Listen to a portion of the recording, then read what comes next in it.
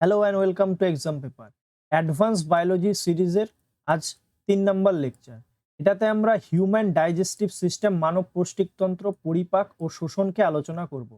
আগের ভিডিওতে আমরা দেখেছিলাম বাকল ক্যাভিটিতে ডাইজেশন হয়েছিল কার্বোহাইড্রেটের, তারপর এসোফেগাস দিয়ে পেরিস্টালসিস মোশনের মাধ্যমে খাদ্য স্টমাকে এসে পৌঁছলো এবং স্টমাকে ডাইজেস্ট হলো, এবং তারপর যেটা স্টমাকের আনডাইজেস্টেড পার্টটা মানে কাইম, সেটা কোথায় এন্টার হলো, সেটা স্মল ইন্টেস্টাইনে এন্টার হলো। তো স্মল ইন্টেস্টাইনে আমরা দেখেছিলাম ডিউডেনামের মধ্যে এন্টার করলো। তো আজকে আমরা এই স্মল ইন্টেস্টাইন এবং লার্জ ইন্টেস্টাইন থেকে ডাইজেস্টিভ সিস্টেমকে পড়ব। তো প্রথমেই যদি আমরা দেখি ইন্টেস্টাইন, তো ইন্টেস্টাইন কিন্তু দুইটা, কোনটা সেটা হলো স্মল ইন্টেস্টাইন, আরেকটা হলো লার্জ ইন্টেস্টাইন।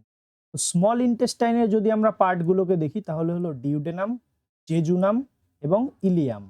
আর যদি লার্জ ইন্টেস্টাইনের পার্ট দেখি তাহলে একটা হলো সিকাম, একটা হলো কোলন এবং একটা রেকটাম। এই মেইন তিনটা পার্টে আমরা ভাগ করতে পারি। পরবর্তীতে আবার কোলনকে অ্যাসেন্ডিং কোলন, ট্রান্সভার্স কোলন এবং ডিসেন্ডিং কোলনে ভাগ করা যায়। স্মল ইন্টেস্টাইন এবং লার্জ ইন্টেস্টাইন পড়ার আগে আমরা এই ইন্টেস্টাইনের যে পাইপ মানে টোটাল ইন্টেস্টাইন, সেটা স্মল ইন্টেস্টাইন হোক কিংবা লার্জ ইন্টেস্টাইন, তার যে পাইপ তার ডায়াগ্রামটা দেখে নেব, কারণ পরীক্ষাতে এখান থেকে কিন্তু কোশ্চেন জিজ্ঞেস করে। প্রথম যেটা কোশ্চেন জিজ্ঞেস করে সেটা হলো ইন্টেস্টাইনের পার্টের ফাঁকা পার্টটাকে কি বলা হয়, সেটাকে বলা হয় লুমেন, এবং আউটার পার্টটাকে কি বলা হয়, আউটার পার্টটাকে বলা হয় সিরোসা। আর এই লুমেন পার্ট যে দেখতে পাচ্ছ এখানে ফিঙ্গার লাইক স্ট্রাকচার, এটাই কিন্তু ভিলাই। তো এই ভিলাইগুলো কিন্তু এই স্মল ইন্টেস্টাইনের কিন্তু ফাঁকা পার্ট যেটা লুমেন তার সঙ্গেই যেটা লেগে থাকে সেটাই হলো ভিলাই। আর এখানেই কি লিভার এবং প্যানক্রিয়াস থেকে অগ্নাশয় রস কিংবা বাইল রস যেটা, সেটা কিন্তু এখানে আসে এবং এসে কিন্তু খাবারের ওপরে রিয়াক্ট করে এবং পাচিত করতে সহায়তা করে। তাহলে কি জানলাম, ইন্টেস্টাইনের যে পাইপ সেখানে কি থাকছে, সেখানে ভিলাই থাকছে। ভিলাইগুলা থাকছে কোথায়, লুমেন যে এলাকা ফাঁকা এলাকা সেখানেই থাকছে ভিলাই, তারপরে থাকছে মিউকোসা এবং সবচেয়ে আউটার পার্ট হলো সিরোসা। নেক্সট আমরা দেখব স্মল ইন্টেস্টাইনের আশেপাশের কি কি অর্গান আছে। স্মল ইন্টেস্টাইনের পার্টগুলোও দেখে নিই। সেটা হলো স্মল ইন্টেস্টাইনে খাদ্যটা কোথা থেকে আসলো, এসোফেগাস থেকে আসলো প্রথমে স্টমাকে, স্টমাকের পরে আসবে স্মল ইন্টেস্টাইনে। তো স্টমাকের সঙ্গে স্মল ইন্টেস্টাইনের কোন পার্টটা যুক্ত আছে সেটা পরীক্ষায় জিজ্ঞেস করে, সেটা হলো ডিউডেনাম। তো খাদ্য এসোফেগাস থেকে স্টমাক হয়ে স্মল ইন্টেস্টাইনে প্রবেশ করবে ডিউডেনামের মাধ্যমে। তো ডিউডেনাম এবং স্টমাকের স্মল ইন্টেস্টাইন এবং স্টমাকের মধ্যে কানেকশন করে ডিউডেনাম। ডিউডেনামের পরে কে আসবে, ডিউডেনামের পরে আসবে জেজুনাম, তারপরে আসবে ইলিয়াম। তো এই ইলিয়াম পার্টটা স্মল ইন্টেস্টাইনের সবচেয়ে লংগেস্ট পার্ট। আর লার্জ ইন্টেস্টাইন এবং স্মল ইন্টেস্টাইনের মধ্যে স্মল ইন্টেস্টাইন কিন্তু লার্জ ইন্টেস্টাইনের থেকে দৈর্ঘ্যে বড়। তো পরে সেটা দেখব। তো স্মল ইন্টেস্টাইনের যেটা ইলিয়াম পার্ট, সেই ইলিয়াম পার্টটার সঙ্গে কোনটা যুক্ত থাকছে লার্জ ইন্টেস্টাইনের, সেটা হলো সিকাম পার্টটা। তো এখানে ভালোভাবে দেখতে পাবে যে সিকাম পার্টের সঙ্গে কিন্তু স্মল ইন্টেস্টাইনের যেটা ইলিয়াম সেই পার্টটা সংযোগ স্থাপন করছে। তো স্মল ইন্টেস্টাইনের যদি আমরা দৈর্ঘ্য দেখি, পরীক্ষায় যেটা জিজ্ঞেস করে, তো স্মল ইন্টেস্টাইনের দৈর্ঘ্য হলো 6 মিটার বা 20 ফিট। আর যেটা লার্জ ইন্টেস্টাইন, সেই লার্জ ইন্টেস্টাইনটা কিন্তু এর থেকে ছোট, ওটা কিন্তু 6 ফিটের মতো। আর যেটা সিকোয়েন্স বললাম, সেই সিকোয়েন্সটা খুবই ইম্পর্টেন্ট, পরীক্ষায় জিজ্ঞেস করে সিকোয়েন্স কিভাবে আছে, সেটা হলো ডিউডেনাম, ডিউডেনামের পরে আসবে জেজুনাম, জেজুনামের পরে ইলিয়াম। তো তোমরা এভাবে মনে রাখতে পারো যে ডিজে বাজার পরেই তুমি নাচবে, তো ডিজে আই, ডিউডেনাম, জেজুনাম এবং ইলিয়াম। এই স্মল ইন্টেস্টাইনের মধ্যে যে পার্ট মানে ডাইজেস্ট হয়, তার জন্য অ্যামাইলেজ যেটা কিনা কার্বোহাইড্রেটকে ডাইজেস্ট করে, লাইপেজ ফ্যাটকে ব্রেকডাউন করে বা ফ্যাটের ইমালসিফিকেশন করে, ট্রিপসিন যেটা কিনা প্রোটিনকে ডাইজেশন করে, এবং ইলিয়াম। আর ইলিয়াম যেটা আছে, ইলিয়াম আরেকটা পার্ট। তো ইলিয়াম পার্টটা হলো লংগেস্ট পার্ট, যেটা তখন বললাম ইলিয়াম পার্টটার লেন্থ কত, 3.5 মিটার। তো এই অ্যামাইলেজ, লাইপেজ এবং ট্রিপসিন এগুলো যে উৎসেচক সেটা কিন্তু স্মল ইন্টেস্টাইনের ডিউডেনাম পার্টে এসে কাজ করে। তো এবার কথা হবে যে এই যে উৎসেচকগুলো, তো এই উৎসেচকগুলো আসে কোথা থেকে? এই উৎসেচকগুলো আসে লিভার থেকে এবং প্যানক্রিয়াস থেকে। তো এই লিভার এবং প্যানক্রিয়াসগুলো কিন্তু প্যানক্রিয়াসটা যুক্ত থাকে কিসের সঙ্গে? স্মল ইন্টেস্টাইনের যে ডিউডেনাম পার্ট তার সঙ্গে যুক্ত থাকছে।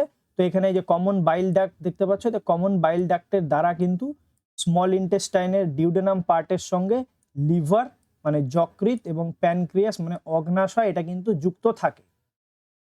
পরীক্ষায় সরাসরি জিজ্ঞেস করে যে স্মল ইন্টেস্টাইনের ডিউডেনাম পার্টের সঙ্গে কোন কোন গ্ল্যান্ড যুক্ত থাকে, সেটা হলো স্টমাক, লিভার এবং প্যানক্রিয়াস। তো এই কয়েকটা যুক্ত থাকে। তো এখান থেকেই কিন্তু এই অ্যামাইলেজ, লাইপেজ এবং ট্রিপসিন উৎসেচকগুলো এসে ডিউডেনাম পার্টে অ্যাক্ট করে।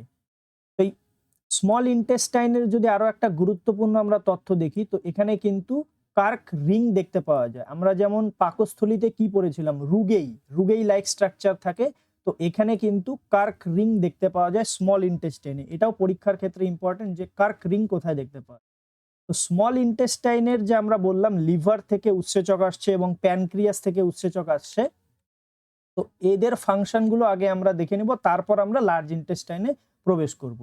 তো এই লিভার, যে লিভারের ওয়েট কত? লিভারের ওয়েট হলো 1.5 কেজি মানে 1.5 কিলোগ্রাম। লিভার আমাদের শরীরের কিন্তু লার্জেস্ট গ্ল্যান্ড। তো এখানে এবার তোমরা বলবে যে লার্জেস্ট গ্ল্যান্ড অনেক জায়গাতে কিন্তু বা অনেকে ভাবে যে আমাদের স্কিন, হিউম্যান স্কিন যদি বলা হয় সেটা হলো লার্জেস্ট অর্গান, সেটা মোটামুটি 4.5 কেজি। কিন্তু লার্জেস্ট যদি গ্ল্যান্ড বলে, গ্রন্থি বলে, তাহলে কিন্তু উত্তর হবে কি লিভার।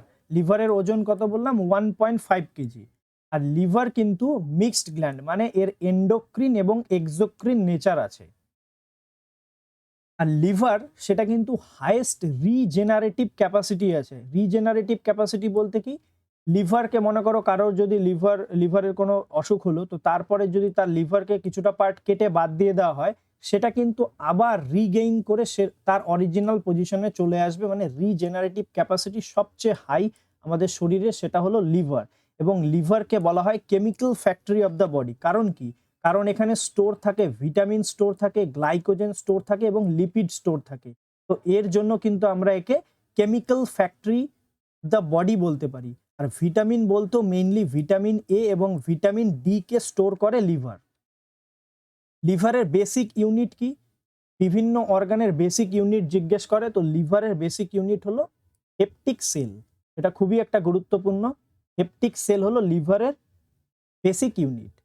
লিভার থেকে যে লিভারে যে এখানে দেখতে পাচ্ছ গল ব্লাডার, এখান থেকে কি নির্গত হয়? গল ব্লাডার থেকে নির্গত হয় বাইল জুস, যাকে আরো একটা নামে জানা হয়, সেটা হলো গল, GALL।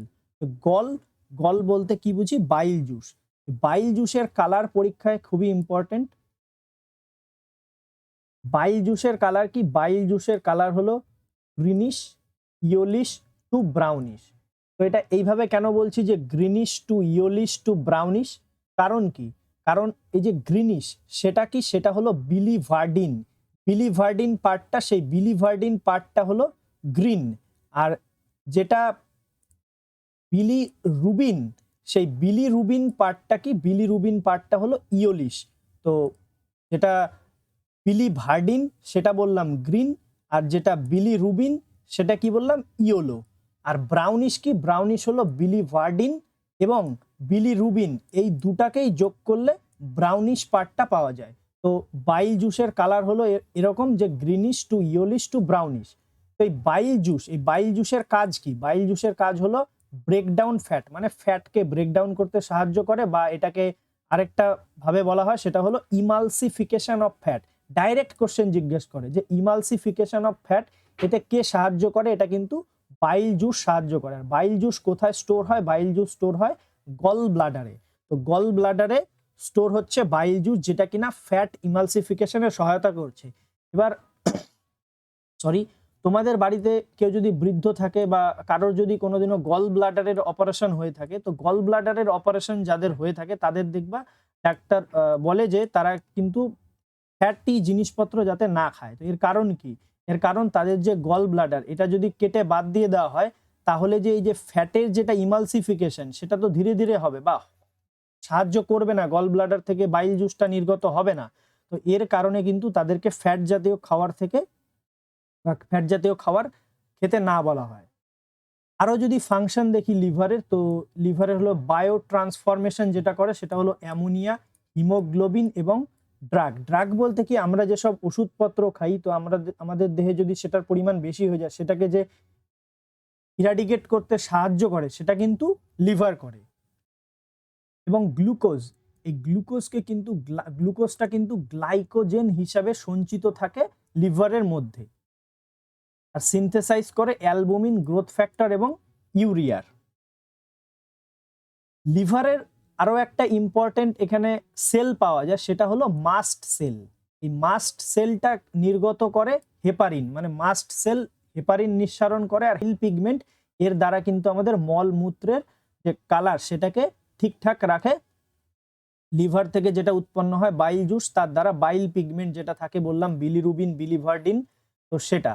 আর এই বাইল পিগমেন্ট যেটা, এই বাইল পিগমেন্টে যদি কারোর হলুদ বেশি হয়ে যায় বা তখন কিন্তু ধরা হয় তাদের জন্ডিস হচ্ছে, সেটা কিন্তু এই বাইল পিগমেন্টের থেকেই বোঝা হয়।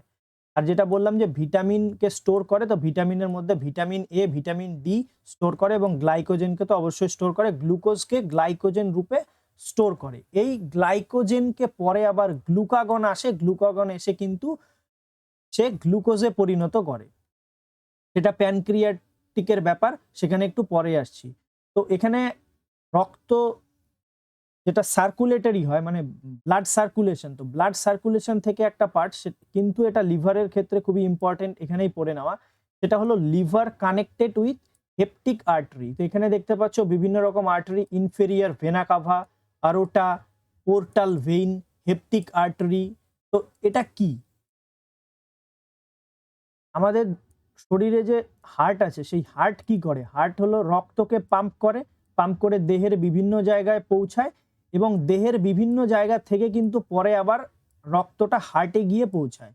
তো এই যে কাজটা, এর মাঝখানে যে লিভারও কিন্তু থাকে, তো লিভার যেটা হার্টের সঙ্গে যুক্ত থাকছে, সেই যে আর্টারিটা সেটাকে কি বলছে? সেটাকে বলছে মানে যেখান দিয়ে ব্লাডটা এন্টার করছে লিভারে, সেই যে পার্টটা সেটাকে বলছে হেপটিক আর্টারি। মানে হেপটিক আর্টারি দিয়ে ব্লাড এন্টার করছে এবং হেপটিক ভেইন যেটা, সেই হেপটিক ভেইনের দ্বারা হার্টে গিয়ে আবার রক্ত পৌঁছাচ্ছে। তো হেপটিক আর্টারি দ্বারা ব্লাড এন্টার করছে লিভারে এবং হেপটিক ভেইন দ্বারা কিন্তু লিভার থেকে রক্তটা গিয়ে আবার হার্টে পৌঁছাচ্ছে। আরো একটা ইম্পর্টেন্ট ব্যাপার, সেটা হলো এই লিভার এবং স্টমাক এবং ইন্টেস্টাইন যেটা যুক্ত থাকে, মানে এখানে যে কিছুক্ষণ আগে একটা ছবিতে দেখতে পাচ্ছিলা যে লিভার, প্যানক্রিয়াস এবং স্মল ইন্টেস্টাইন, এই তিনটা যে যুক্ত থাকছে, তো এটার এখানে মানে আমাদের তো বডিতে প্রত্যেকটা কোষে কোষে রক্ত পৌঁছায়, তো সেখানে লিভারের সঙ্গে স্টমাক এবং ইন্টেস্টাইনটা কোন আর্টারি বা ভেইনের দ্বারা যুক্ত থাকে এটা পরীক্ষায় জিজ্ঞেস করা হয়। তো এটা হলো হেপটিক পোর্টাল ভেইন। এখানে দেখতে পাচ্ছ ব্লু কালারের, এগুলো ইনফেরিয়র ভেনা কাভা। মানে কি, এই ইনফেরিয়র ভেনা কাভা দিয়ে শরীর থেকে রক্ত হার্টে গিয়ে পৌঁছায় এবং এই আরোটা, সেটার দ্বারা কিন্তু হার্ট থেকে বিভিন্ন জায়গাতে রক্ত পৌঁছায়। এবং স্পেসিফিক ভাবে যদি আমরা দেখি তাহলে হেপটিক আর্টারির দ্বারা ব্লাড এন্টার করে লিভারে। তবে গল ব্লাডার থেকে বাইল জুস নির্গত হলো, সেটা গিয়ে স্মল ইন্টেস্টাইনে কাজ করবে। এখানে আরো একটা জিনিস দেখতে পাচ্ছ, কমন বাইল ডাক্ট। এটা কি?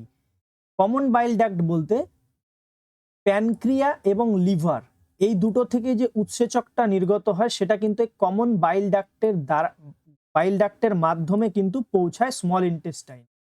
এখানে হেপটিক আর্টারি বললাম কি এবং পোর্টাল ভেইন কি সেটাও বললাম। নেক্সট আমরা দেখব প্যানক্রিয়া। এটা আরেকটা গ্রন্থি যেটা কিনা স্মল ইন্টেস্টাইনের ডিউডেনাম পার্টের সঙ্গে যুক্ত। তো প্যানক্রিয়া যদি দেখি প্যানক্রিয়াকে, তো প্যানক্রিয়াসের মধ্যে এক্সোক্রিন নেচার এবং এন্ডোক্রিন নেচার আমরা দেখতে পারি। এক্সোক্রিন নেচার মানে কি? এক্সোক্রিন মানে বহিঃক্ষরা, আর এন্ডোক্রিন মানে কি? অন্তঃক্ষরা। তো এক্সোক্রিন যেটা, এক্সোক্রিনের পার্সেন্টেজ মোটামুটি 95% বলতে পারি যে প্যানক্রিয়াসের বা অগ্নাশয়ের 95% কাজ হলো এক্সোক্রিন। আর এন্ডোক্রিন কাজ হলো মাত্র 5%। এই এন্ডোক্রিন কাজটা কি? এন্ডোক্রিন কাজটা হলো হরমোন নিঃসরণ করা। তো প্যানক্রিয়াস বললাম মিক্স গ্ল্যান্ড, মানে কি এক্সোক্রিন এবং এন্ডোক্রিন যেহেতু নেচার মানে অন্তঃক্ষরা এবং বহিঃক্ষরা, তো সেই জন্য কিন্তু এটাকে আমরা মিক্সড গ্ল্যান্ড বলে জানি। তো কোনটাকে মিক্সড গ্ল্যান্ড বলছি সেটা কিন্তু খুবই ইম্পর্টেন্ট। প্যানক্রিয়াস কিন্তু একটা, অগ্নাশয় কিন্তু একটা মিক্সড গ্ল্যান্ড। এবার যদি আমরা এন্ডোক্রিন নেচারটা আগে দেখব, এন্ডোক্রিন নেচারে কত বললাম? এন্ডোক্রিন নেচারে বললাম 5% কাজ করছে এন্ডোক্রিন নেচারে। এন্ডোক্রিন নেচারে কি বিভিন্ন রকম হরমোনাল অ্যাক্টিভিটি করা। তো প্যানক্রিয়াসের যেটা আইলেটস অফ ল্যাঙ্গারহ্যান্স, এখানে আলফা, বিটা এবং ডেল্টা সেলের দ্বারা কিন্তু এ বিভিন্ন রকম হরমোন নিঃসরণ করে থাকে এবং তার দ্বারা কিন্তু শরীরে এফেক্ট পড়ে। তো সেটাই কি সেটা দেখব। তো এন্ডোক্রিন নেচারের মধ্যে যেটা বললাম সেটা আইলেটস অফ ল্যাঙ্গারহ্যান্স, এই কোষটা কিন্তু খুবই ইম্পর্টেন্ট অগ্নাশয়ের ক্ষেত্রে। আইলেটস অফ ল্যাঙ্গারহ্যান্সের আলফা কোষ, বিটা কোষ এবং ডেল্টা কোষ থেকে এ হরমোন নিঃসরণ করে। আলফা কোষ থেকে কি নির্গত করে? আলফা কোষ থেকে গ্লুকাগন, বিটা কোষ থেকে নির্গত করে ইনসুলিন এবং ডেল্টা কোষ থেকে কি নির্গত করে? ডেল্টা কোষ থেকে নির্গত করে সোমাটোস্টেটিন। তো সোমাটোস্টেটিন ডেল্টার থেকে নির্গত হচ্ছে, ইনসুলিন নির্গত হচ্ছে আইলেটস অফ ল্যাঙ্গারহ্যান্সের বিটা কোষ থেকে, গ্লুকাগন নির্গত হচ্ছে আলফা কোষ থেকে আইলেটস অফ ল্যাঙ্গারহ্যান্সের। তো এই আলফা থেকে যে গ্লুকাগনটা, এটা কিন্তু মাত্র 15% কাজ করে। ইনসুলিনের যে বিটা সেলটা কাজ করছে 65% এবং ডেল্টা সেলটা বাকি কাজ করছে। তো গ্লুকাগনের কাজ কি? গ্লুকাগনের কাজ হলো রক্তে কিন্তু ব্লাড সুগার লেভেলটাকে ইনক্রিজ করা। তো এই ব্লাড সুগার লেভেলটা ইনক্রিজ কিভাবে করছে আলফা সেল? লিভারে কি বলছিলাম? লিভারে কিন্তু গ্লুকোজটা গ্লাইকোজেন রূপে সঞ্চিত থাকছে লিভারে। তো এই গ্লুকাগনটা গিয়ে তার উপরে কাজ করছে, তারপরে এই গ্লাইকোজেন থেকে আবার পুনরায় গ্লুকোজ উৎপাদন করছে। তার মানে কি? তার মানে রক্তে তো গ্লুকোজের লেভেলটা বৃদ্ধি করছে, তো রক্তে গ্লুকোজের লেভেল বৃদ্ধি করছে কিন্তু গ্লুকাগন। আর ইনসুলিন কি করছে? ইনসুলিন কন্ট্রোল করছে ব্লাড সুগার লেভেল। আরো একবার বলছি, কন্ট্রোল করছে ব্লাড সুগার লেভেল। এটা খুবই ইম্পর্টেন্ট একটা টার্ম, কন্ট্রোল করছে। মানে কি? আমাদের যেটা এক্সেস গ্লুকোজ, এটা ডাইরেক্ট এনসিইআরটির বেস্ট একটা কোশ্চেন আসে, সেটা হলো ইনসুলিন কি করে। সেখানে অনেকগুলো অপশন দেয় যে কমায় এবং এক্সেস গ্লুকোজকে কিন্তু মেইন আমাদের যেটা মনে রাখতে হবে সেটা আমাদের দেহে ইনসুলিন যেমন থাকে, এটা কি ইনসুলিন যাদের ডায়াবেটিস হয় তারাই নেয়, আমাদের তেমন ইম্পর্টেন্ট না তা কিন্তু না। আমাদের শরীরে ইনসুলিন খুবই একটা ইম্পর্টেন্ট ভূমিকা পালন করে। আমাদের শরীরে যেটা এক্সেস গ্লুকোজ তৈরি হয় সেটা কিন্তু গ্লাইকোজেন রূপে লিভারে সঞ্চিত থাকে, এটাই কাজ করছে ইনসুলিন। তো সেই কাজটা করছে কি? ইনসুলিন গ্লুকোজকে গ্লাইকোজেন রূপে সঞ্চিত রাখে কোথায়? লিভারের মধ্যে। আর সোমাটোস্টেটিন কি করছে? সোমাটোস্টেটিন করছে কন্ট্রোল সিক্রেশন অফ হরমোন, কতটা হরমোন কোথা থেকে নির্গত হবে এটা নির্ধারণ করছে।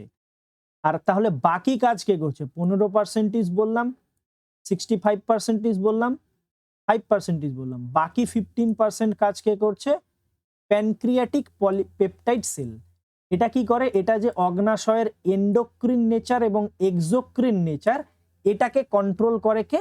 Pancreatic polypeptide. Pancreatic polypeptide alpha cell, beta cell, delta cell, এগুলোর সম্পূর্ণ কাজ, মানে টোটাল প্যানক্রিয়াসের এক্সোক্রিন নেচার, মানে এক্সোক্রিন নেচার কি বললাম? এক্সোক্রিন নেচার বললাম 95% এবং এন্ডোক্রিন নেচার যেটা 5%, সেই দুটাকেই এ ব্যালেন্স করে চলে হলো পলিপেপটাইড সেল। এবার এইরকম যে একটা ঘটনা হয় যেখানে কিনা এক্সেস ইনসুলিন নির্গত হয়, মানে হাইপার সিক্রেশন। যদি কিনা হাইপার সিক্রেশন হয় ইনসুলিনের, তাহলে কি হচ্ছে? তাহলে ইনসুলিন কি করছে? ইনসুলিন হলো গ্লুকোজকে গ্লাইকোজেন রূপে সঞ্চিত করছে কোথায়? লিভারে গিয়ে সঞ্চিত করছে। তো এর ফলে কি হবে? তোমরা জানো যে গ্লুকোজ থেকে কি আমরা পাই? এনার্জি পাই। তাহলে গ্লুকোজ থেকে যে এনার্জিটা, সেটা কিন্তু আমরা পাবো না এখন, কারণ কিনা ইনসুলিন বেশি করে গিয়ে এ গ্লাইকোজেন রূপে সঞ্চিত করে দিচ্ছে। তো তার ফলে কি হবে? তার ফলে আমাদের দেহে লো এনার্জি হবে এবং আমরা কিন্তু টায়ার্ড ফিল করব।